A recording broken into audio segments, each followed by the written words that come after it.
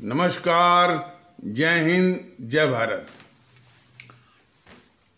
भारतीय अवाम ताकत दल अपने भारतीय भाई बहनों अर्थात अपने देश भारत की जनता अर्थात अपनी भारतीय अवाम से भारतीयता आधारित आपसी श्रद्धा, भारतीयता आधारित आपसी स्नेह, भारतीयता आधारित आपसी प्रेम, भारतीयता आधारित आपसी अखलाक मोहब्बत, भारतीयता आधारित आपसी सहयोग, भारतीयता आधारित आपसी सम्मान, भारतीयता आधारित आपसी एकता, भारतीयता आधारित आपसी भाईचारा तथा भारतीयता आधारित आपसी सद्भाव को समझने व उसे आत्मसात करके वैसा ही आचरण एवं व्यवहार करने हेतु और इसके पूरे देश में प्रचार प्रसार करने हेतु और इसकी अहमियत और महत्व को प्रत्येक देशवासी को समझाकर उसे अपनाते हुए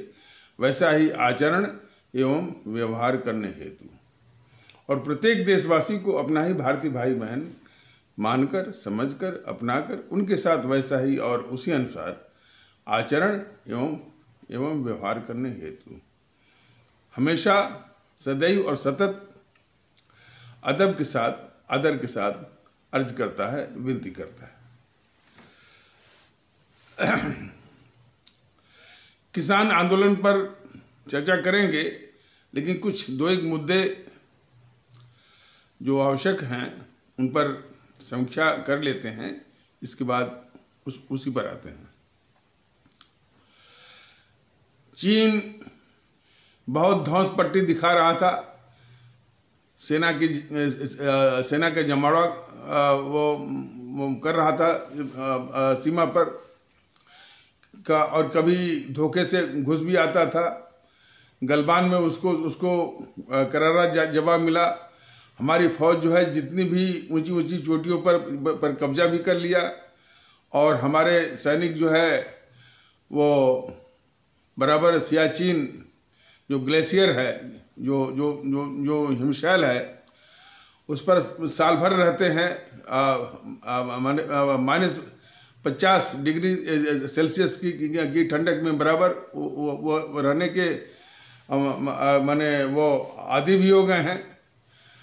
अब जब ये दिसंबर की जब ये ठंडक पड़ेगी तब ये चीन के सैनिक वो भागना शुरू करेंगे और दुनिया ने देख लिया कि इस चीन की जो खुद जहाँ तक उसके चरित्र का सवाल है वो बहुत ही झूठा है और पैतरेबाज भी है, धोखेबाज भी है, विश्वासघाती है और उसके साथ वो एग्रीमेंट का कोई या समझौते का कोई मतलब भी नहीं होता और वो किसी भी समझौते का वो सम्मान भी नहीं करता।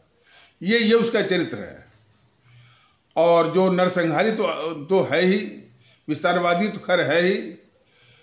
तो जो धौंस पट्टी दिखा रहा था भारत के खिलाफ वो कितनी खोखली निकली। ग्लोबल टाइम्स उसका जो है वो प्रोपेगेंडा मशीन जो क्या धौंस भारत के खिलाफ कर रहा था वो, और वो भी कितना नकली और खोखला निकला। तो दुनिया ने देखा। अब मुंह की खाने के बाद अब जो है वो as a face saving device वो भारत में कुछ मीडिया को परसों या नरसों देखा जा रहा था कि कोई मीडिया वाला कि दिखा रहा था कि अब चीन जो है वो चंद्रमा पर, सूर्य पर, ब्रह्मांड पर कब्जा करने की बात कर रहा है। और वो चैनल वाला किस तरह का तर्क प्रस्तुत कर रहा था, जरा आप सभी लोग देखिए। वो कह रहा था कि एक कृत्रिम माने आर्टिफिशियल सन, ये कृत्रिम सूरज वो बना रहा है और वो हाइड्रोजन और हीलियम भर करके माने किसी चैम्बर में और चूँकि ये जो जो सूर्य की ऊर्जा का जो स्रोत है, तो जो हाइड्रोजन के फ्यूजन करके जो हीलियम बनती है, ये तो इसी फ्यूजन रिएक्शन में ही उसके जो है वो जो सूर्य का इतना बड़ा जो ऊर्जा वो पैदा होती है, उसका स्रोत है। तो वो टीवी चैनल वाला कह रहा था कि वो उसमें हीलियम और हाइड्रोजन भर करके 15 करोड़ डिग्री सेल्सियस का तापक्रम तैयार किया हुआ है। अब जरा कल्पना करें कि 15 करोड़ का कोई तापक्रम इस धरती पर बनाएगा, तो क्या सिर्फ चीन तक ही सीमित रहेगा? अरे पूरी पृथ्वी जो है जल करके राख हो जाएगी। एक बताना जरूरी है कि एक बार ये जिज्ञासा हुई कि भाई यदि जैसे पृथ्वी को माने छेद करके यदि उसके छेद के द्वारा ड्रिल करके दूसरे छोर पर पहुंचा जाए, तो दूसरे छोर पर क्या मिलेगा? तो इस पर काफ़ी प्रयास हुए और रूस की किसी कंपनी ने वो कम से कम जो है वो शायद 15 किलोमीटर तक, 15 किलोमीटर तक उसने छेद किया। और इसके बाद जो उसकी ड्रिल मशीन के सारे धातु जो है, सारे मेटल जो है वो पिघल गए। इसलिए कि जो जितनी भी धातुएं माने दुनिया के लोग प्रयोग करते हैं, वो अधिक से अधिक 700 या 800 डिग्री सेल्सियस तक ही वो बर्दाश्त कर पाते हैं। इसके बाद वो पिघलने लगते हैं। और पृथ्वी के अंदर जो लावा है, जो उसका माने कि मेंटिल है, उसका तापक्रम यानी वो बहुत ज़्यादा है, करीब हजारों डिग्री सेल्सियस के आसपास होगा। तो पृथ्वी के अंदर इतनी आग है कि उसमें ड्रिल करके, उसमें छेद करके उस पार जाना माने मुमकिन नहीं है। अब कोई कहे कि इस पृथ्वी पर जो है 15 करोड़ डिग्री सेल्सियस का तापक्रम बना करके वो एक कृत्रिम सूरज बना रहा है, कितना झूठ बोल रहा है। तो वो लगता है कि अच्छा, भारत में जो मीडिया है वो कितना बिकाऊ है और चीन के पास पैसे की कमी नहीं है। तो इस तरह का जो माने सीमा पर भारत से मुंह की खाने के बाद अपना चेहरा छुपाने के लिए एक दूसरा प्रोपेगेंडा चीन के पक्ष में वो उड़ा रहा था कि चीन जो है वो चांद पर कब्जा करना चाहता है, कब्जा कर लेगा, सूरज पर कब्जा कर लेगा। अरे सूरज पर कब्जा वो होगा कैसे? उसके जो सरफेस का, उसके सतह का जो तापक्रम है वह 1.5 करोड़ डिग्री सेल्सियस है। कौन कब्जा करेगा? कोई बताए? चंद्रमा पर कब्जा का मतलब क्या है? जिस चांद पर या चंद्रमा पर कोई गैस ठहरती ही नहीं है, जब हवा ही नहीं है, तो कोई जीवन ही संभव नहीं है। तो कोई कब्जा करे न करे, वहाँ से जाकर के मिट्टी उट्टी आप ला सकते हैं, या बहुत अधिक खनिज के विषय में कुछ एक्सप्लोरेशन आप कर सकते हैं। लेकिन चांद पर कब्जे का मतलब क्या है? तो कहने का तात्पर्य यह है कि भारत के अंदर भी पैसे पर बिकने वाले चीन के पक्ष में माहौल बनाने वाले भारत विरोधी वो मैंने इस तरह के तत्व हैं, चीन के पैसे पर बिके हुए। और जहाँ तक भारत का सवाल है, भारत का नेतृत्व ऐसा होना चाहिए कि इन सब बातों की बगैर परवाह, ये देख लिया गया ना कि भारत के खिलाफ लगभग मैंने हर एक देश, अब ये चीन से जो तनातनी हुई थी तो वो क्या अमेरिका साथ आ रहा है, ऑस्ट्रेलिया साथ आ रहा है। भारतीय जनता के दल ने बराबर कहा कि चीन पर अटैक करवाइए, अपने आप जो है वो पता वो चल जाएगा। और चीन के जितने भी व्यापारिक जहाज हैं जो कि इसी हिंद महासागर से निकलते हैं, सब ब्लॉक करिए, अपने आप परीक्षा हो जाएगी कि वाकई में जितना ये सब ढिढोरा पीट रहे हैं ऑस्ट्रेलिया वाले, जापान वाले, अमेरिका वाले, ब्रिटेन वाले, फ्रांस वाले, वो भारत का साथ माने चीन के खिलाफ भारत का साथ वो कहाँ तक वो देते हैं, इसका भी इम्तहान हो जाएगा। तो भारत को अपने दुश्मनों से निपटने के लिए यानी किसी के कंधे की आवश्यकता नहीं है।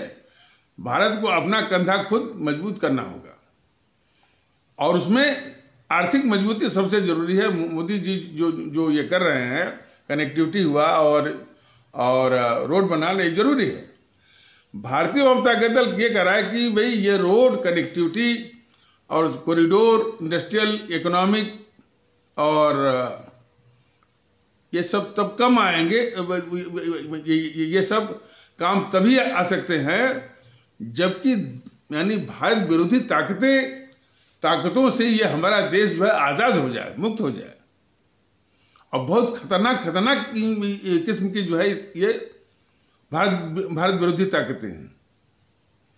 यही इतनी छोटी सी बात और मोटी सी बात ये बुद्धिमान मोदी जी के दिमाग में नहीं घुस रही है। और मोदी जी को जानना चाहिए कि ये जेएनपीसी जो 60-70 सालों तक मैंने सत्ता पर काबिज रही, उसने हर संस्था को अपने हिसाब से उसको प्रदूषित किया है और उसको चौपट किया है, जनता के लायक छोड़ा नहीं है।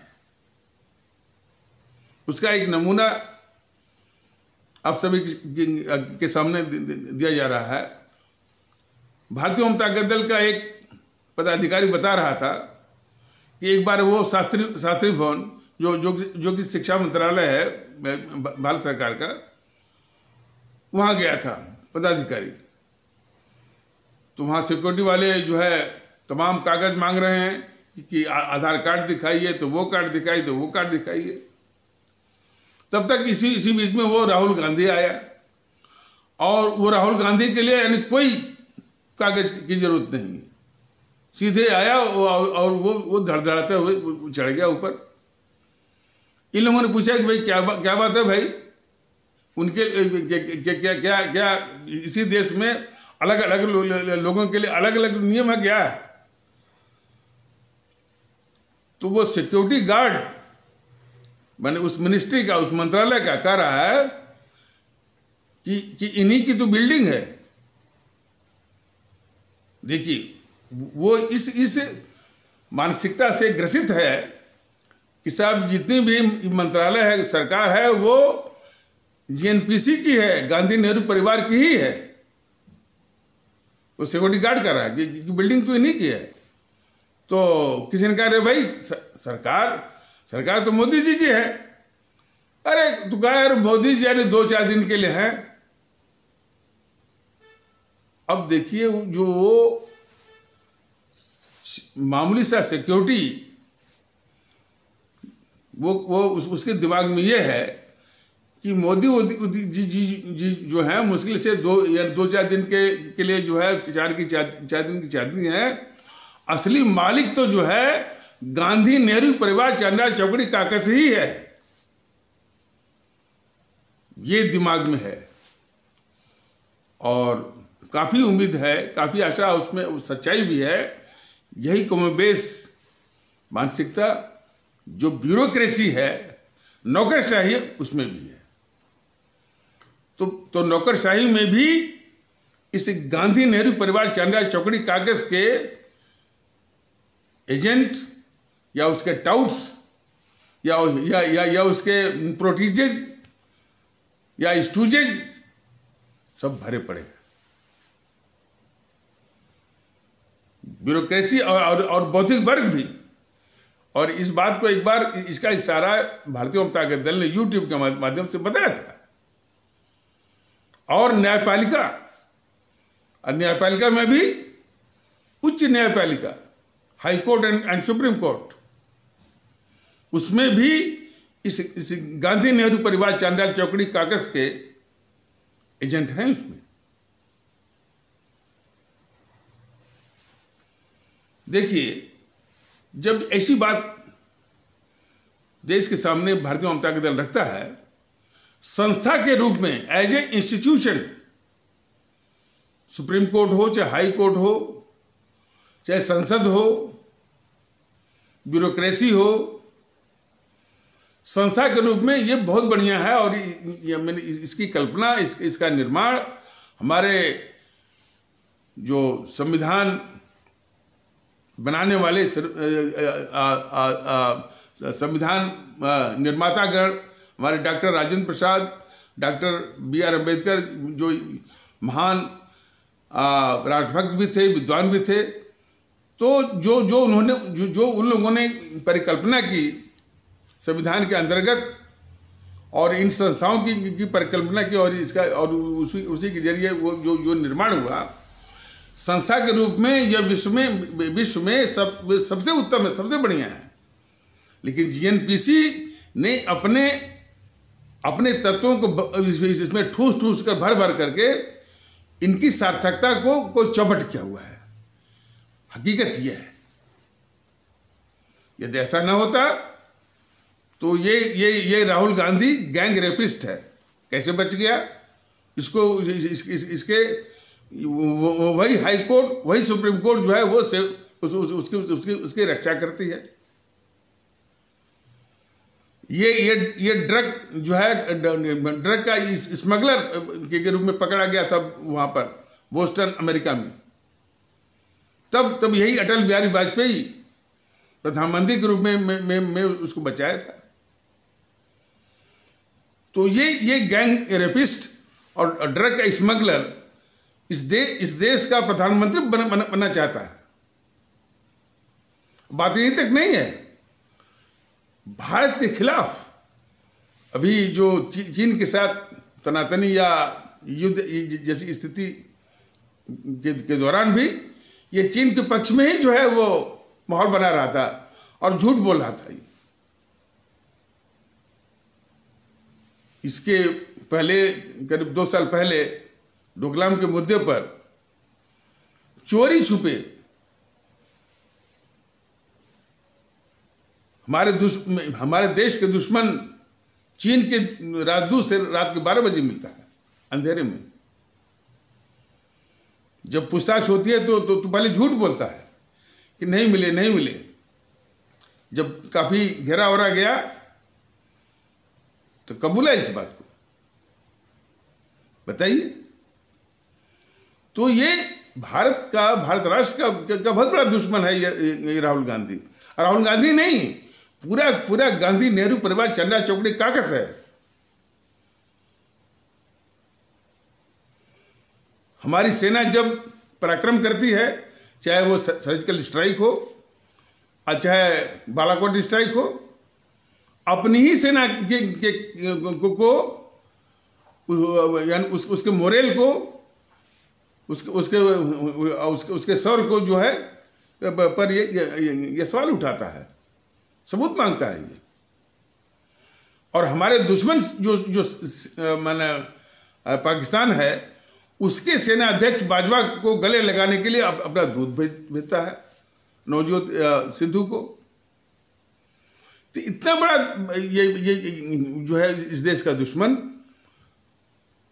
ये भारतीय जनता दल ने कई बार वो इशारा भी किया है, लेकिन बीजेपी को यह देश का दुश्मन नहीं लगता है। इस बीजेपी की सबसे बड़ी गद्दारी देश के खिलाफ यही है। तो कल जी न्यूज़ में जो डेली न्यूज़ एनालिसिस जो कि सुधीर चौधरी चलाता है जी न्यूज़ का, तो रविशंकर प्रसाद जी का एक इंटरव्यू दिखा रहा था। रविशंकर महोदय बार बार वो बता रहे थे कि कांग्रेस पार्टी ने तब कहा था, शरद पवार ने तब कहा था। सवाल इस बात का है कि रविशंकर महोदय, आपकी नज़रों में ये जो जेएनपीसी है, अब आप तो जेएनपीसी कहेंगे भी नहीं, आप तो इसको वो कांग्रेस कहेंगे, और इतनी भी समझ नहीं है कि ये कांग्रेस है ही नहीं। आप मंत्री तो बन गए, और आपकी समझ जरा देश देख रहा है कि ये जो कांग्रेस है ही नहीं है, उसको आप सभी लोग जो है वो कांग्रेस कह रहे हैं। भारतीय जनता दल बराबर कह रहा है कि ये कांग्रेस नहीं है, ये गांधी नेहरू परिवार चांडाल चौकड़ी कागज है। ये तो जो अभी बताया गया है कि ये जेएनपीसी, जिसको आप लोग भूल भ्रम या गलती से कांग्रेस कह रहे हैं, कि इस मुल्क जो भारत के लिए कितना खतरा है, कितना खतरनाक है, कितनी बड़ी दुश्मन है, उसको आप जो है पेश कर रहे थे एक विपक्ष के रूप में, एक पॉलिटिकल पार्टी के रूप में। देखिए, पॉलिटिकल पार्टी इलेक्शन कमीशन से सब मान्यता ले लेना, यह दूसरा पक्ष है। कानून को किस तरह से इस्तेमाल किया जाता है, तोड़ते और मरोड़ते हैं, ये जग जाहिर है। It is of common knowledge, common sense. तो इसको जो कि आप सत्ता में हैं, आप इसको एक विरोध पक्ष के रूप में पेश कर रहे हैं कि वो, और उससे कह रहे हैं कि ये वो माने उसके विषय में कह रहे हैं कि भाई ये गैर जिम्मेदाराना व्यवहार कर रही है ये कांग्रेस। ये देश के साथ आप बहुत बड़ा धोखा कर रहे हैं रविशंकर जी और आपकी सरकार। अरे भाई, जो देश के खिलाफ है और देश का इतना बड़ा गद्दार है, देशद्रोही है, उसको आप पेश कर रहे हैं कि ये विपक्ष है, ये विपक्ष का नेता है और जिम्मेदाराना व्यवहार नहीं कर रहा है। इस तरह से कहना ही आपका और आपकी सरकार का और आपके मोदी जी का, बीजेपी का देश के खिलाफ सबसे बड़ा देशद्रोह है। भारत राष्ट्र के खिलाफ बहुत बड़ा द्रोह है। ये हमारे आदरणीय भारतीय भाई बहन इसको बहुत ध्यान से देखें। यही तो समस्या की जड़ है। जो अच्छा बराबर ये दिखा रहे थे मोदी का विरोध। अरे भाई, देश के सामने मोदी की क्या बिसात है जी, बुद्धिमान रविशंकर जी।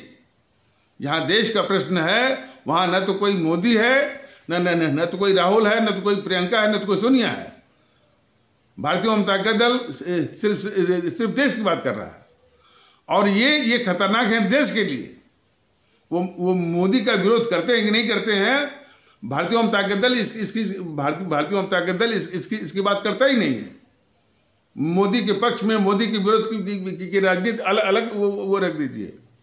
यह देश के लिए, भारत के लिए ये सब बहुत ही खतरनाक है। ये राहुल हुआ, सोनिया हुआ, प्रियंका हुआ, कम्युनिस्ट वाले हुए जो है, और उनके साथ सटने वाले सपा वाले, समाजवादी पार्टी वाले, बहुजन समाज पार्टी वाले, टीएमसी वाले, उद्धव की जो है वो शिवसेना। अब तो अकाली का भी वो रंग उड़ गया, असलियत में आ गई। अकाली का चरित्र तो हमें समझा रहा है कि खालिस्तानियों के साथ जो है वो हमदर्दी रखती है हमेशा जो है।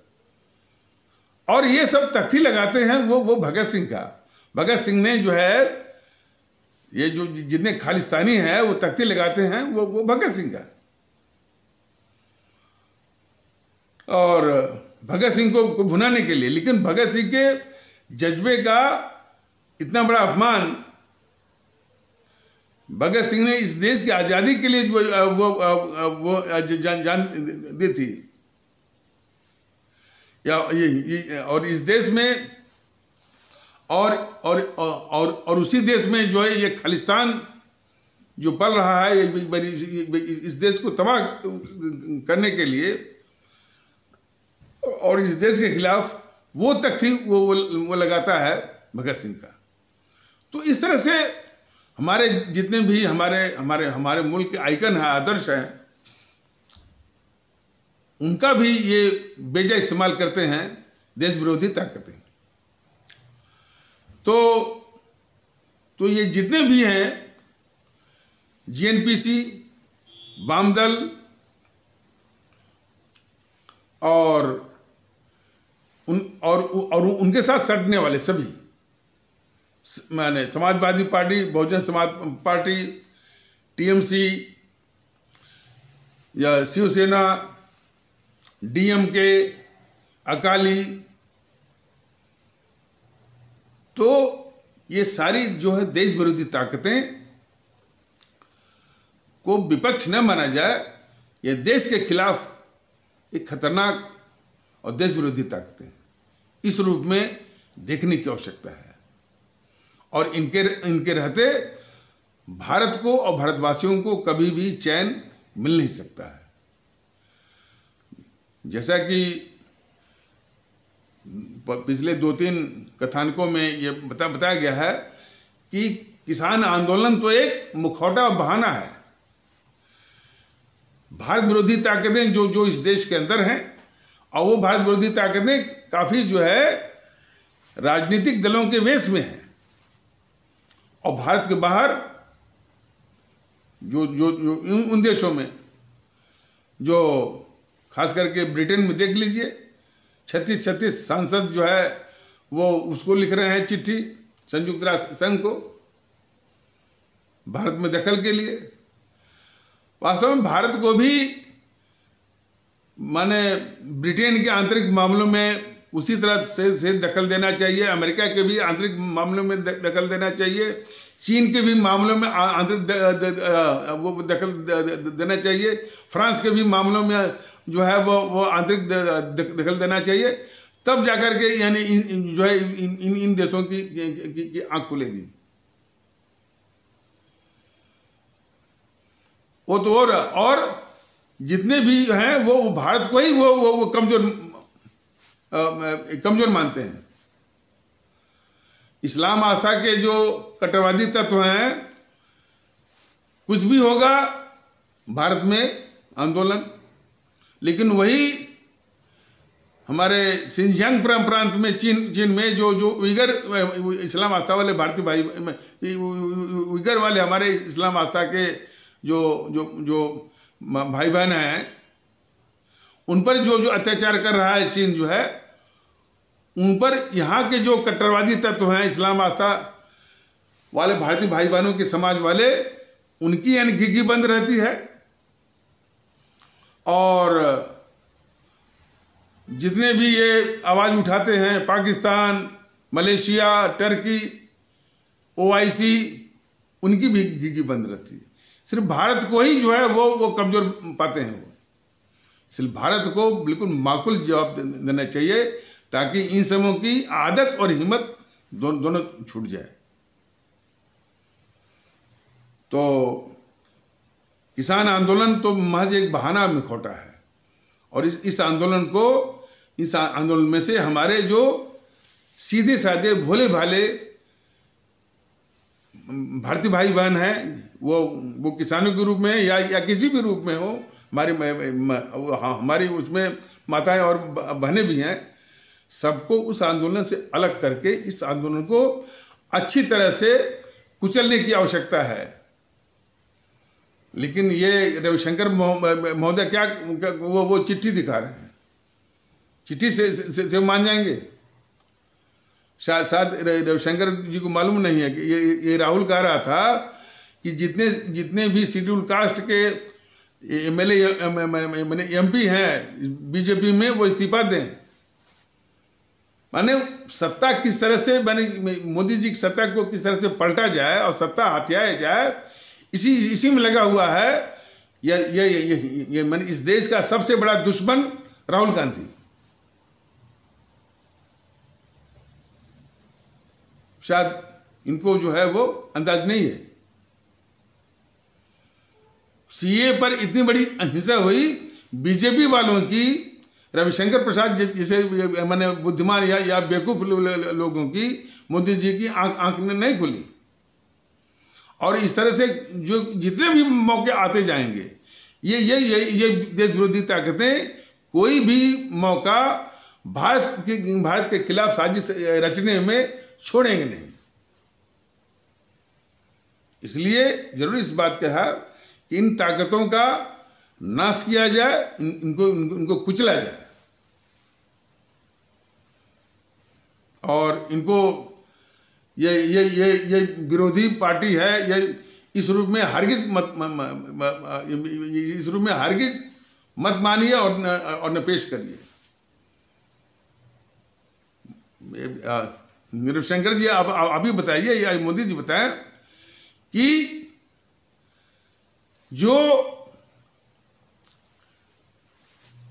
इसे चीन के साथ युद्ध की स्थिति में जो चीन का पक्ष लेता हो भारत के खिलाफ जो है, उससे बड़ा इस भारत मुल्क का दुश्मन कौन होगा?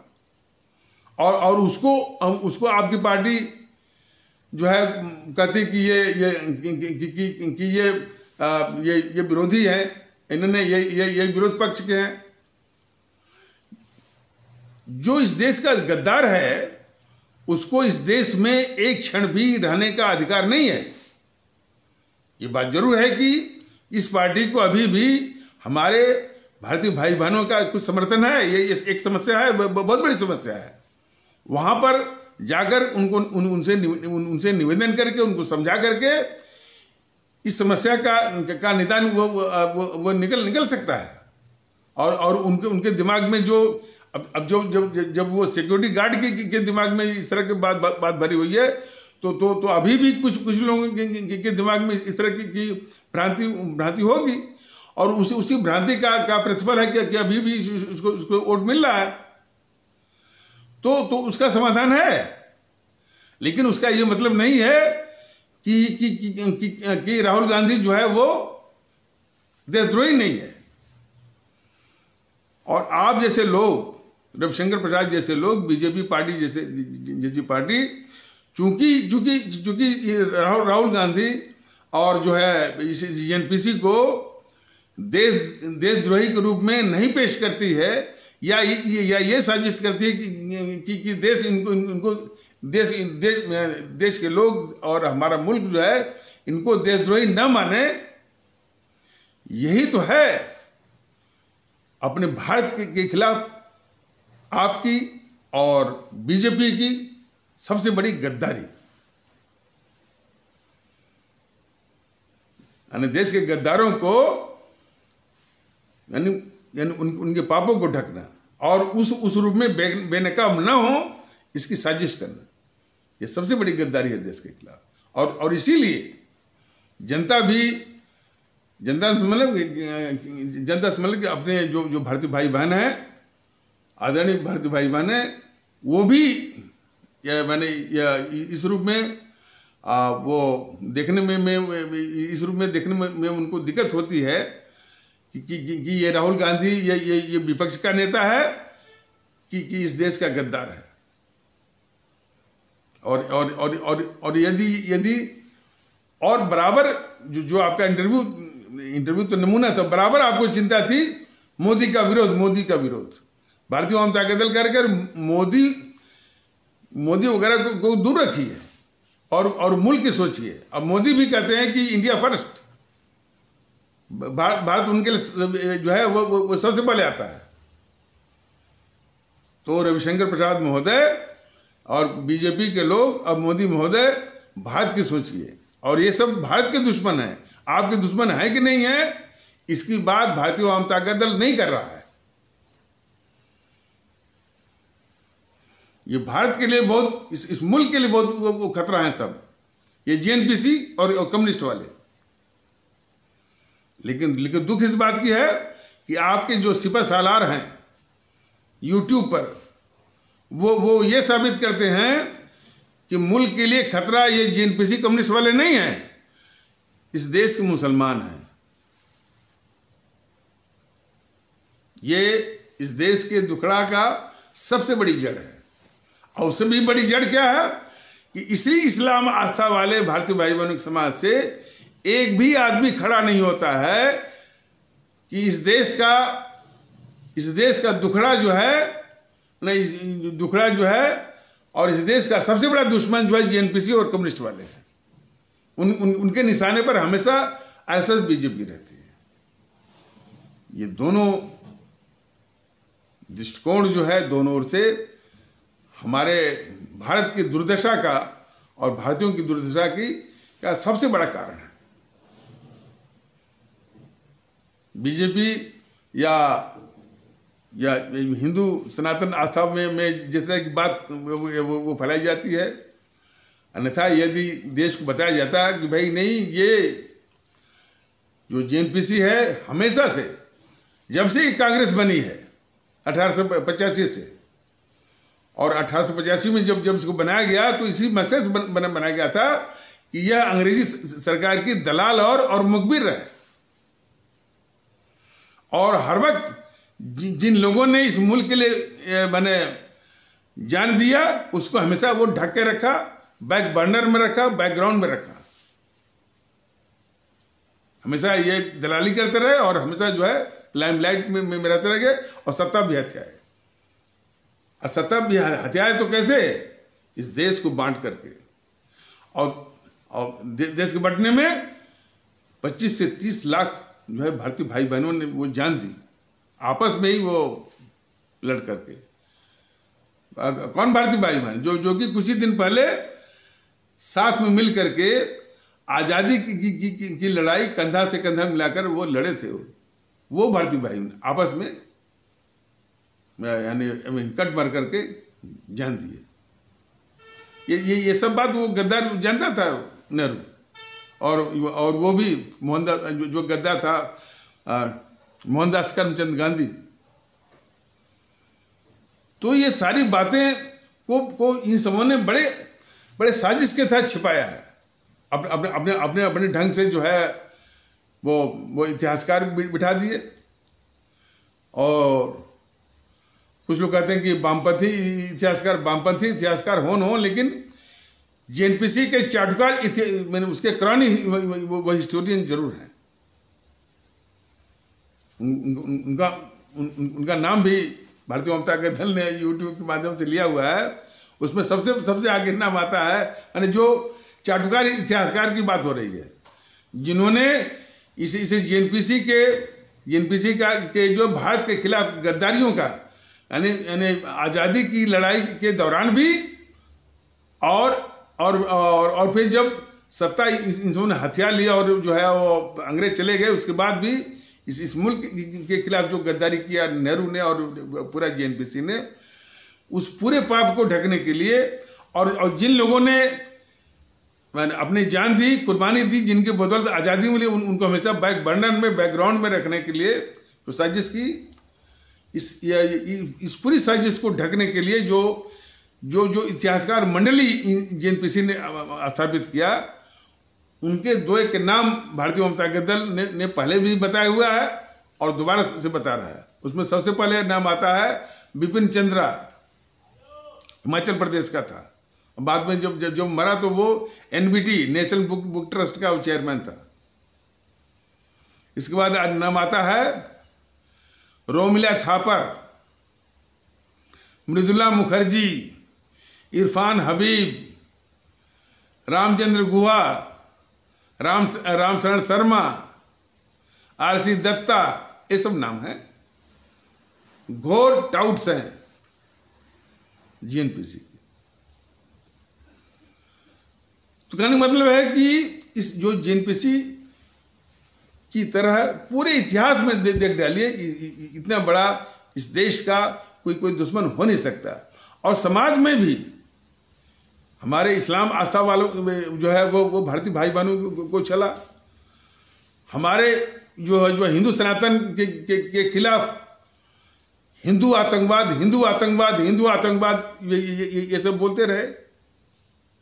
लेकिन दुख की बात है कि ये दोनों जो समाज है बराबर कभी ये कभी वो अपने दुश्मन को, इस देश के दुश्मन को वोट करते रहे, और कभी इस बात का एहसास भी नहीं हुआ कि हम अपने ही दुश्मन को सत्ता में भेज रहे हैं। तो जो हुआ सो हुआ। जब से जागे तभी से सवेरा। ये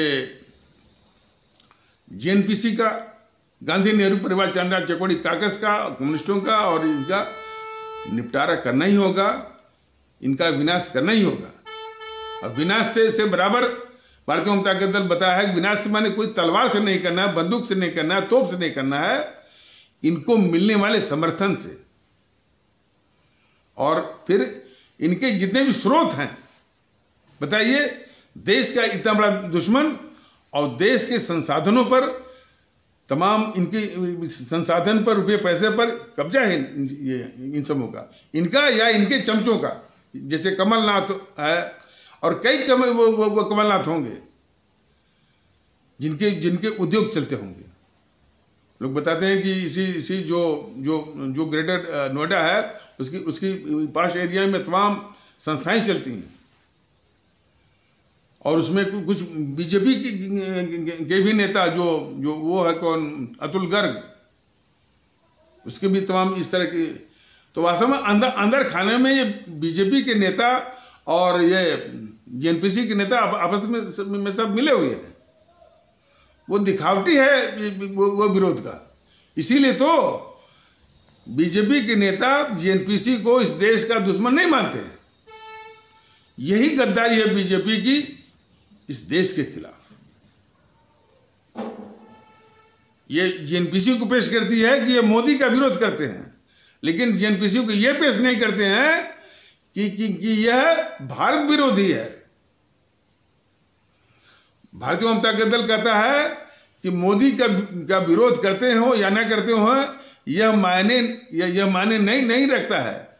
ये भारत के खिलाफ हैं, हमारे देश के खिलाफ हैं, और हमारे भारत के खिलाफ गतिविधियां चलाते हैं, भारत के लिए खतरा हैं ये जेएनपीसी और कम्युनिस्ट वाले। यही बात वो समझा रहा है भारतीय जनता दल अपने आदरणीय भारतीय भाई बहनों को और अपने आदरणीय भारतीय आवाम से। तो इन्हीं आवश्यक शब्दों के साथ इस आवश्यक परिचर्चा को यहीं पर विराम दिया जाता है। तब तक के लिए नमस्कार, जय हिंद, जय भारत।